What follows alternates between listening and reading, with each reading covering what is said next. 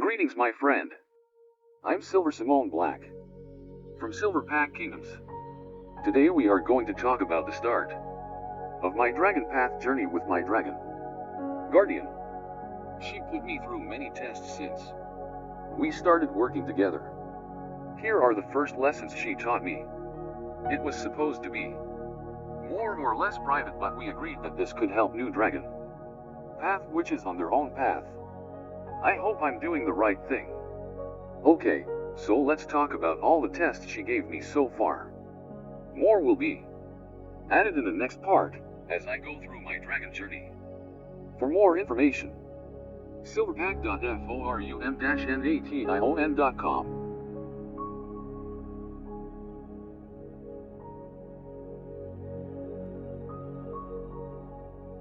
The Big Reset. One of the first things your dragon will do once you giddy up on the dragon path is the Big Reset, as I like to call it. I'm not sure of the exact word since I'm new to it, so I'll explain what happened to me as best as I can. When I bonded with my dragon again, she took hold of my mind, body, and soul to merge with me and reset my whole identity, if you may. It's hard to tell someone who didn't go through it yet. It's like, from one day to another, you feel all draconic, you get obsessed with dragons, and you can't think about anything else. It's apparently normal, since I saw other dragon witches talking about it in their own dragon path guides, but I didn't know back then. It's like, from one day to another, I forgot about everything that I was. My wolf was tossed aside and I felt empty of my identity, who I was all of my life. It's like if my body and brain were just a computer that you could reboot to boost the Wi-Fi signal. It is the closest comparison I found. And she pushed the restart button, and eventually, all identities and programs went back on with time. It took a few days, if not weeks, and I'm still trying to recover from it, but it's a necessary step on the dragon path. In order to help you, the dragon has to remind you of your path and of who you are, or more specifically, who you want to be. And resetting us helps us seeing the path more clearly, by tossing aside all of the unwanted things and people that do not resonate with our path. In other words, everything I didn't need to pursue both my dragon path, artistic career, or wolf path altogether. Now I can remember and see clearly, all drama and past traumas pushed aside, my path, and see it clearly in front of me. My dragon is a guide and friend and wants to help me, but I have to keep following the path that resembles me the most, to achieve both of our goal, which is ascend. You gotta be happy in yourself and be at the height of your own path by tossing away all unnecessary or disrupting things on it. So that's what I did, with my dragon's help. I was so confused and scared at first, wondering if that draconic energy will take over me over time, and I'm still obsessed by dragons, but I need to focus mainly on my wolf path, so I found out my wolf path is the one I have to focus on, while studying the dragon ways and following her lessons, since she's helping me in all. And in time, things will make sense again, everything will be okay. My first lesson, mutual trust. Some dragons are as shy as some wild animals. It takes time to trust each other. We need to earn their respect to get their friendship or help. They love you unconditionally, they do, but dragons are intimidating at first, powerful, and can sometimes scare humans, even those on the dragon path. Their energy is strong because they are pure emotional beings, with their up and downs, and their emotions are so strong, they affect the environment and nature around them, sending waves of good or bad or neutral energy. Dragons are pure, powerful, and noble creatures with manners, very civilized, although very shy at first. They can also hiss and create paranormal events to get our attention, and oh boy, that is terrifying. And my dragon didn't know if I trusted her completely, knowing I was confused, asking myself how many spirits there were in my backyard, but it was mainly her, all along, disguising in many disguises to protect her own identity. And once she finally trusted me too, she asked me to trust her in return and invited me in the woods with her. Of course I didn't want to go. I'm a wussy and there are huge coyotes in the wood at night, so it was nope until spring. But I did went touching the very same tree that walked and knocked my roof the year before, so I went under it and touched it. Since then, she trusts me enough to share me her knowledge. We then embarked the dragon path with head down. So I knew there was dragon outside for sure, and I started to rebond with my dragon, which was very lonely, sad, angry, and lost without me. It took time and trust, but now that she could be with me in the third dimension, she had to make sure she could trust me enough to manifest as such and work with me to develop my powers and bond with me. It took her time, lots of it, but she eventually came back to her happy self, after some angry burst because I posted some sacred knowledge on YouTube without asking her, and at some point, she felt replaced and such because I spent time with my BF when she was manifesting, even though I told her no, on Mondays and Tuesdays. He's the priority because I'm loyal, and it was the only 2 days I could have with him. I think she felt envious of my boyfriend and lashed a couple times, went and came back with her sister to make me jealous, only to disappear for a while again. Then she got mad because I started to doubt her existence, and I was angry and impatient because she kept coming and going for long periods of time and never choosing the right timing for my schedule. Seems she had a lot going on her own side of her dimension as well. Had to deal with her family again she didn't see in a while since she was more or less stuck here, trying to get my attention, lost and afraid without me. Things went back to normal and now things are way more quiet now, and happy, but I kept doubts. I knew she was real, but dealing with a human brain is harder than anything I ever did in my whole life. I thought believing I could shapeshift myself was hard enough to believe, since it happened to me one faithful day, but I did doubt it for a whole year, even with the proofs. And my dragon kept providing proofs, and I kept being impatient because she didn't manifest to me visually like Tim High's dragon did for him. And it pissed me to a point I got angry and started to doubt my own path real hard, asking for her to manifest and such. Getting angry at my own lack of talent to see her and such things. I was disappointed in myself but also her lack of trust, so I tried to record her with an old cam and it didn't work. She didn't like when I didn't ask her the first time I posted stuff about dragon knowledge on YouTube, and she was angry at me for it. Same goes for the cam and sound. Always ask first and respect their decision. If you want to negotiate, make sure it's not for selfish deed and explain your point of view correctly to your dragon so it understands your intentions. My first lesson: they have a life of their own. Dragons are mysterious, and at first, I thought she was sleeping all the time, because she kept going back and forth. I don't know nor why. So I thought she needed sleep, just like a living being. That's when I understood. It clicked in me, maybe they are breathing living creatures, because usual spirits don't need to sleep since they are not alive. But then I fell on accident on a video from Own Your Powers on YouTube, just timed perfectly, sent by the universe, that dragons were alive and breathing in their own dimension, that we just can't see it because they vibrate at a higher frequency, that they come and go, back to dragon realm and back. Mine comes from a special dimension, out of space and time. I can't really tell the name since it's sacred and secret knowledge to avoid unwanted visitors, but it is a peaceful place with lots of dragons, nature, and love. And my dragon can come to me, back and forth, but her schedule varies. She has dragon sisters and brothers on the other side, as well as a strict elder grandfather that watches their every move, and when they manage to sneak out on them, they have eyes and spies everywhere, in every realms. Dragons protected themselves by hiding into their higher frequency dimension, and they are now safe from humans. Humans with a dragon eye though can access it in time, with a dragon's trust, and it can take years. This summer, I'll try to visit the woods with her, to see if there is any place of that sort. Maybe she will be able to bring me, she insisted, and also.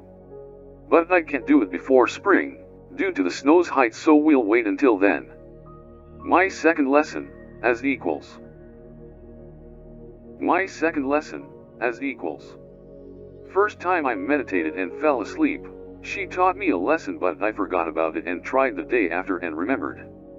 My first real lesson with her was this one: dragons are different in the way that they believe every creature or living being is equal, physical or not. They are far more advanced beings than we are, more superior on so many levels, but they are so pure, wise, and advanced spiritually. They know better than humans. They consider us equals and all things equal because we all connected to the same energy system. We are the same and one being. They don't want to be worshipped. They don't want us to feel worthy enough for them. They consider us equals and don't want us to feel any lesser. My dragon was satisfied of my work and I could see her eyes in the dark and she was talking to me, rewarding me with an unexpected offering. One day, I went outside and felt this snakish hug around my body when I felt doubtful and sad, and she talked to me in my mind, told me what she did, where she was, with who, and why she was gone for a while. I swear to God I saw this pair of eyes, but each time, I was doubting, because it was just patterns of trees and snow. But these eyes, I kept seeing them since many months now, especially when I felt stalked during summer and fall. Anyway, then we talked about me that evening, while I was looking at what I thought was her eyes, and she said, "You used to be so strong and powerful. Don't be that tiny witty lil wussy kitty cat," said Amro with wide eyes and a playful smirk. At the same very moment, I felt a presence and turned my head to look behind me. There was a dark gray cat passing by and I haven't seen any since fall. If that wasn't a sign, I don't know what that was. I never heard her laughing that long. It was very cool. Of course, I heard her voice in my head as I usually do, but until that day, I had doubts if it was her talking to me or just my imagination, and it confirmed it was her, and that was the biggest I have so far. They are not hunting trophies. They are not mounts. They are not animal spirits. They are not pets. Nor your slaves. Always respect and love your dragon as an equal and a friend. Strangely enough, we are the ones that can be seen as tiny cute little pets to them. They are patient with us, caring like parents, just like we do with our own pets. But no, they see us as equals still, and want us to treat them as equals too, and any other creature that goes along our path. That means no more unnecessary bug killing, not lacking patience nor respect toward other creatures, building up kindness and patience toward all creatures.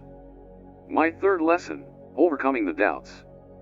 February 5th, I cried and cried, yelling and screaming my deception, and I felt hurt, left, abandoned. My dragon kept her distance to give me a test. A week-long test that I hated.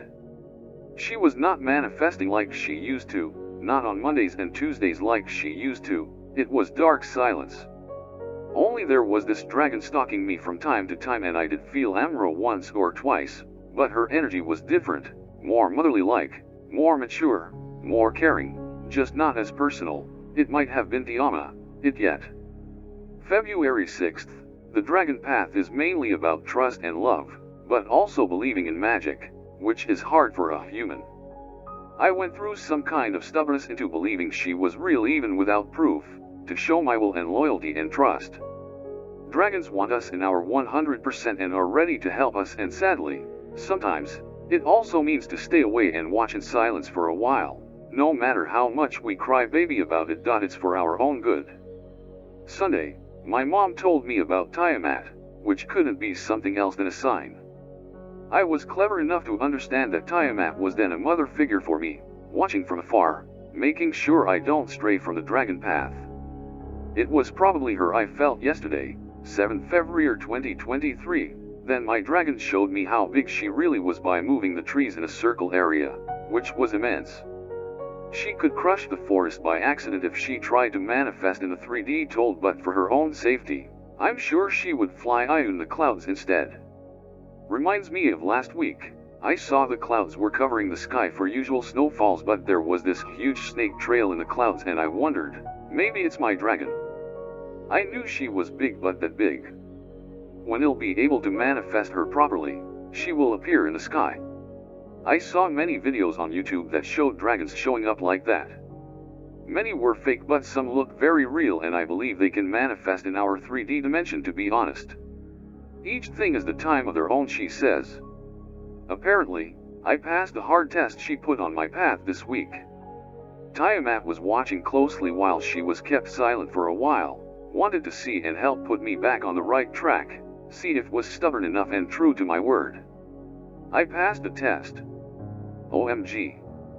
Apparently, you can manifest as you wish. You really like a tiny god who can pretty much do everything they want, as long as they believe in it strong enough, and she says I'm very powerful at that because of my stubbornness. And I'm loyal too. And they can manifest like that.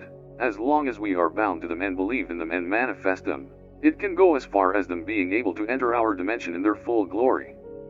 Some dragons were caught on tape, entering our realm. I suspect other dragon witches like me who ascended with their dragons and drawn enough power to manifest them in the 3D. It's a good thing they can fly, be free and change dimensions as long as they have a way back, because humans would have caught some of them since. I hope it isn't the case. I heard about this case in China, back in the 1990s I think, and it was very special. These people used to see an Asian dragon flying, same description, from one place to another. One day, some fishermen helped the poor beast that was injured and exhausted. She was laying on the beach and the humans brought her food and helped rescue it until she mysteriously disappeared in the night. Dragons are very real and they can manifest in our reality if they are powerful enough, but the help of their human is sometimes as valuable as their help to us growing up as a soul.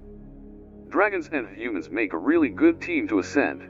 That's why humans are so loved by dragons. They want to come back to us like they used to. They used to love us and our dimension a lot, but they were killed and hated by thousands back in medieval times and had to put a wall between our dimension, which is very, very sad. Some other magical creatures had to do the same, with or without their help, and were kept safe and secret. Some magic creatures, like me and my dragon, came back by reincarnation here. My dragon of course follows me anywhere I go, no matter what dimension she is visiting. But we had to start over per se, and she was young too and we both needed space and time to grow. And now we are back together, learning from each other, helping each other, loving each other. Conclusion. Of course my human mind is still fighting my left hand and belief that my dragon exists, but my human brain is dumb and primitive, cannot fathom all the wonders of this world since it vibes at such low frequencies. It's now up to us humans to be worthy again of being with dragons and ascend our energy and frequency to higher dimensions in order to manifest them and see them again, to love and work with them, like we used to. They love us so much that they take risks to go to the third to connect with us when they trust us enough. They love us, but they want us to ascend to them because we were not ready to have dragons back then. And now my friend, they are back. Since 2 years, the pandemic, the need for them was greater and it created a gap in the dimensions and in the sky and forests, and everywhere. Gates started to open and they came in. So many of them, most of them still hiding in a parallel dimension, enough close to interact with us but far enough not to be reached physically nor harmed. Very powerful and clever beasts, not always so sneaky though. They think they are, but they are huge. They hiss, they move and make vegetation move and stuff goes on all around them. They can hide completely nor hide their magic since nature itself reacts to its very presence. It's a bit funny when you think about it. They are hidden enough so humans can't actively see nor hurt them, so it's good enough so far. I still rethink about that lost giant soul tree spirit, and now I realize, it was maybe just my dragon jumping from the tree to the roof, and causing that branch to bend. I saw her bend trees this winter, she's good at it, so it might as well be her, though I still suspect many spiritual entities to inhabit my garden, tree spirits included. So it's very confusing. Sometimes some random entities, even other dragons, enter my realm and manifest themselves close to our reality and I get confused. There are even bad spirits trying to impersonate friendly figures like my dragon but end up betraying themselves by emitting too much of their evil energy and intentions, so it's rather easy to know when to go back home. Sometimes, my dragon protects me and warns me from dangers or other bad spirits coming around. She hisses and tells me to go back, with that heavy feeling of having a huge angry dragon or other angry spirit visiting my backyard, trying to harm me because I'm sensible to paranormal and other dimensions, because I'm powerful and energy sensible, because I'm special to them and I still don't know why. Today, my dragon told I was strong in believing, therefore manifesting, and attracting things and opening gates to other worlds and entities. Magic is part of me and I'm powerful since I'm a child. Imbued with mysterious, very powerful elemental magic I had to seal when I was around 20 years old because it was way too dangerous for people around me or in the world. I was creating chaos and manifesting thunderstorms and putting people's life in danger by accident because I was mad. Tim High says magic is dangerous. We are powered by our dragon, but we are already capable of magic without them. It's just enhanced tenfold and more when they are around us, bonded to us humans. And I'm an interdimensional being and a magical creature with my own path to start with the one of the wolf shapeshifter, but my dragon has her own path and ours collide all the time. We live in symbiosis and our friendship is beyond the limits of this reality, space, and time. I really love her, and that's what the dragon path is about. Dragons are a bit like guardian angels. They guide and protect and stay with us as much as we need them.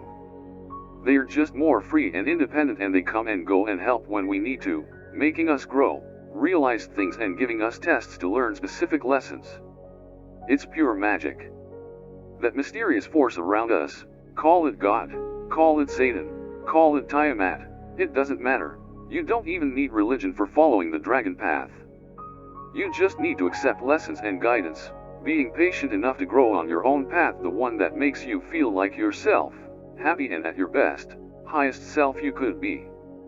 Being happy and in peace, loving, caring, working on yourself with the help of your dragon is the best way to grow up and ascend quickly, but you must do it as yourself.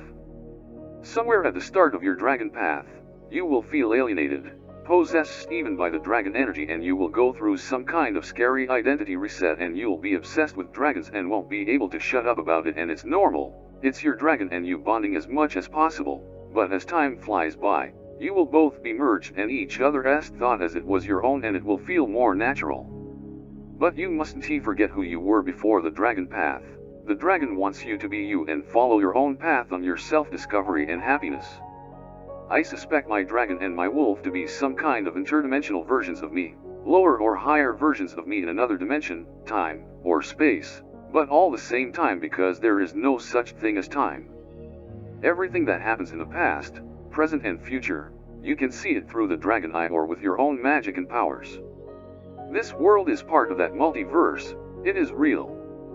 Hard to understand, but this world is just part of the billion parallel dimensions that there are out there in this universe. We're just tiny grains of rice, but everything and everyone is just as important as the others, good or bad. Everything is a balance between light and darkness, chaos and peace. This is how the universe works, and it will always try to balance things to compensate. Energy is not destroyed, it's only transforming and traveling. And it connects us all to the same universe and awareness system. The Earth world is rising its vibrations again, as so many other humans are going through.